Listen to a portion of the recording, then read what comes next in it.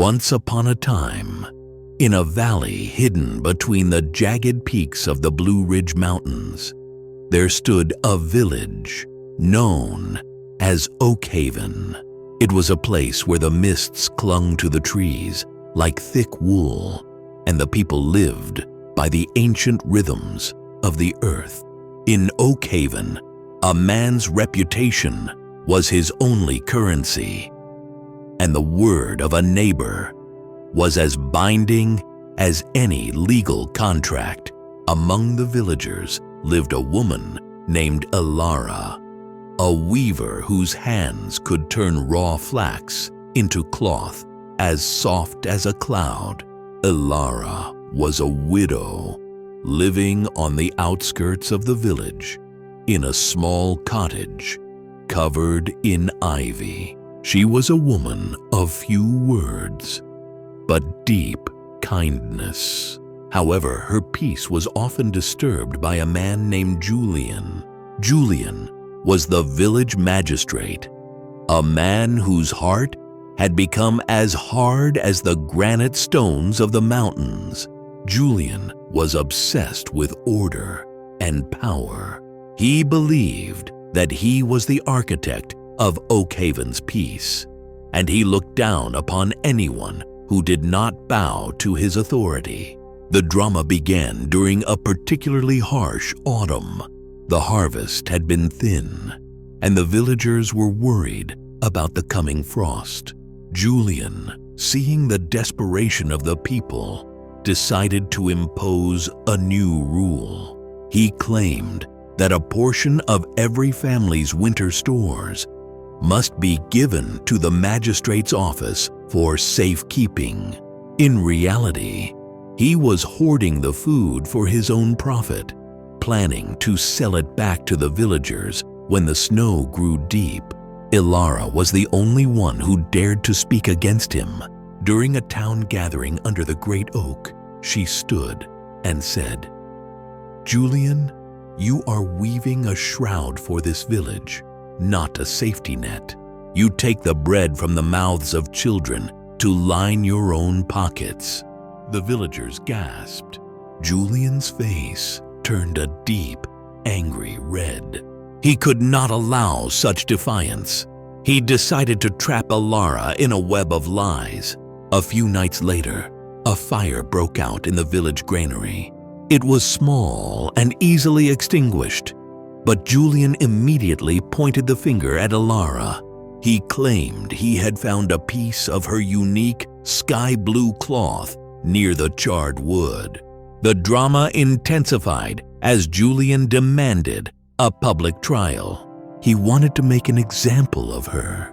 He told the villagers that Elara was a witch of shadows, someone who wanted the village to suffer so she could remain the only one with resources. The people, blinded by fear and Julian's charisma, began to turn against her. They stopped buying her cloth, and children were told to run past her cottage without looking back. Elara remained calm. She did not yell, nor did she plead. She simply continued to weave. When the day of the trial arrived, the village square was packed. Julian stood on a wooden platform, holding up the singed piece of blue cloth.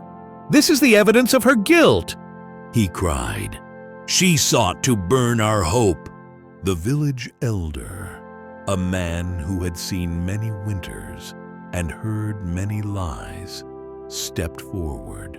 He looked at the cloth and then at Elara. "Do you have anything to say in your defense?" he asked. Elara walked to the center of the square, carrying a large bundle wrapped in white linen. "I have spent my life weaving the truth," she said softly. "Julian claims this cloth is mine, but every weaver knows that a thread tells the story of the hand that spun it." She unwrapped her bundle, revealing a magnificent tapestry she had been working on for weeks. It was a depiction of the village. But in the corner, she had woven a scene that made the crowd murmur. It showed a man in a magistrate's robe, carrying a torch toward the granary. Anyone can find a scrap of cloth, Elara continued. But look at the thread Julian holds. If you unspool it, you will see it is not flax at all. It is silk, the expensive silk that only Julian imports from the city. I have never touched such a thread. The elder took the scrap from Julian's hand and pulled at the edge.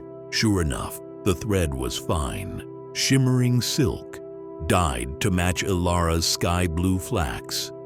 Julian's face went pale.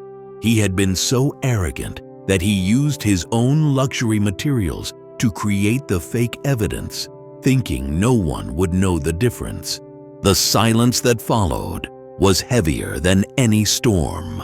The villagers realized that their fear had been weaponized against an innocent woman. Julian tried to speak, but his voice failed him. He had woven a trap for Elara, but he had ended up catching himself. The moral of the story is a lesson that echoes through the generations.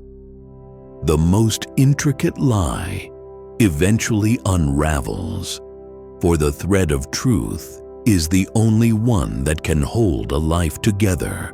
Julian was stripped of his title and forced to leave the valley.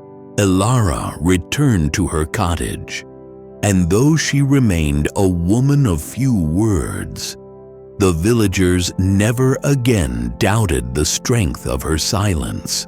They learned that the loudest voice in the room is rarely the most honest one, and that integrity is a garment that never wears thin.